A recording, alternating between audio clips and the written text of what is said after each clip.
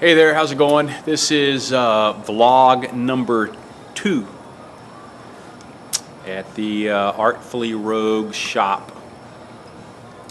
I thought that I would talk about doing commissioned work, being that I just got hit with 3 commissioned jobs kind of all at once, and it's one of those, it's kind of a blessing and a curse to get commissioned work.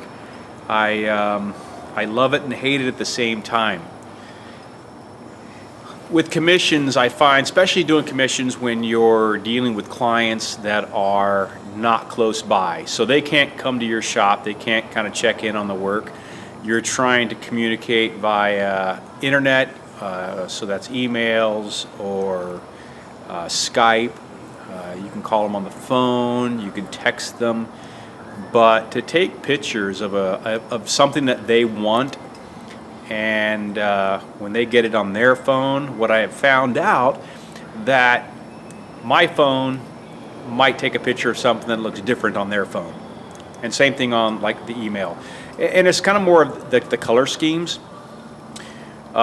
Specifically when I do the doors, I do rusty metal doors, and I get a lot of people who like the doors and want me to do a door that has a specific color to it. I'll get a call that says, hey, can you do more blues or can you do more reds? And yeah, I can, but what I see and what you see are totally different because of what my phone takes and what you see on your phone. Add to the fact that I'm colorblind, so I don't see colors the same way as you do. So commissioned work for me is a lot of fun. I mean, it's one of those things that it takes me out of my comfort zone, and I think in order to grow as an artist, you have to step outside that safe zone and push yourself a little bit, and without someone, you know, on the outside going, yeah, give me more of this, give me more of that, give me less of this. You kind of choose your own boundaries, sometimes without really even knowing about it. I find that in some of the past commission works that I've done, during the process, I feel like banging my head up against the wall because either my language to the client or their language to me it's just kind of missing. We're not speaking the same language. We don't have the same terminology, and it gets frustrating. So a job sometimes takes a little longer than what I have planned for because we're not communicating well. At that point, I have to step back and take a look at what's not working.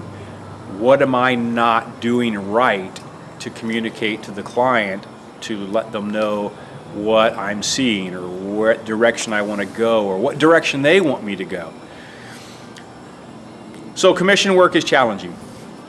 And the next jobs that I have coming up, one is a steampunk themed door.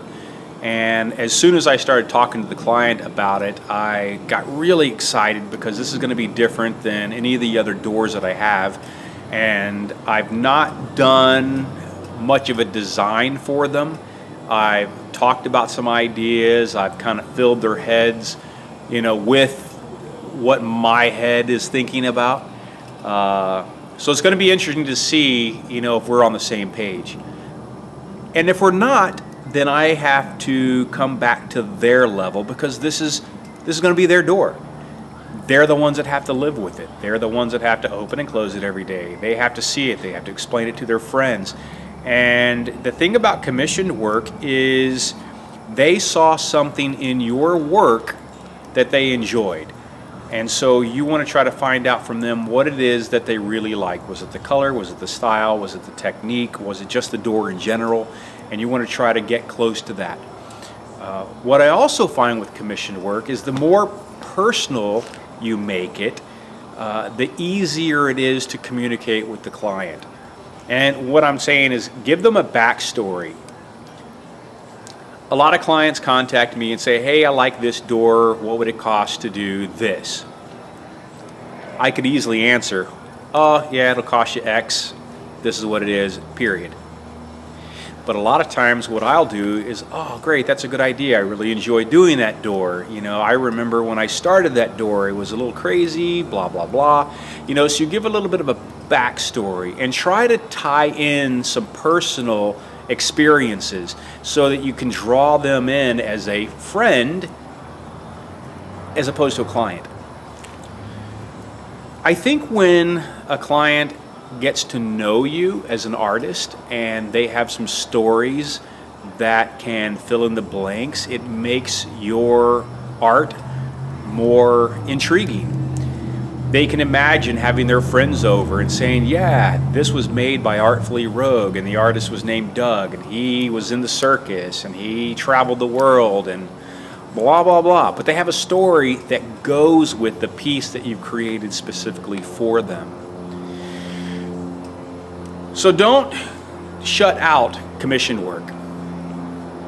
If you get someone who likes your work, take it as a compliment and move forward and ask how you can do a piece of work for them. Work closely with them, listen to them, be flexible, don't be so rigid, be willing to step out of that box. Without the uncomfort, you don't grow. You have to be able to get outside that comfort zone in order to grow a bit. It's the only way you're going to challenge yourself. So I would say when you're doing commission work, go 100%. See what they want. See how you can fill their need as a client and as a customer and as a potential friend for your work, your art, you know, a piece of your soul. So that's kind of the way I see commission work. Blessing and a curse. But you got to do it. You got to grow. You got to be able to create. You got to be able to do something that's going to help you see things in a different light. Sometimes taking someone who's not the artist standing inside you to kind of look at it from a different perspective. And that's commission work.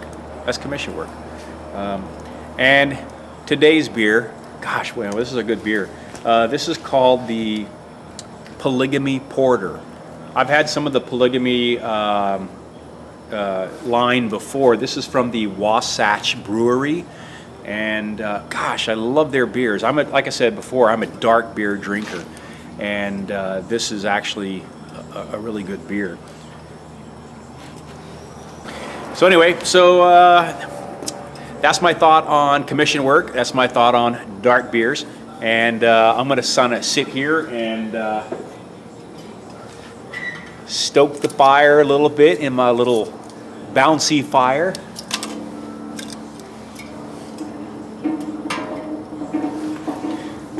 If you like the video, subscribe. If you have any comments, make them. If you have questions, ask them. And I would love to be able to answer your questions. Things that you might want to see me create or make, or how did I create something. Let me hear from you. And we'll see you next time. Peace.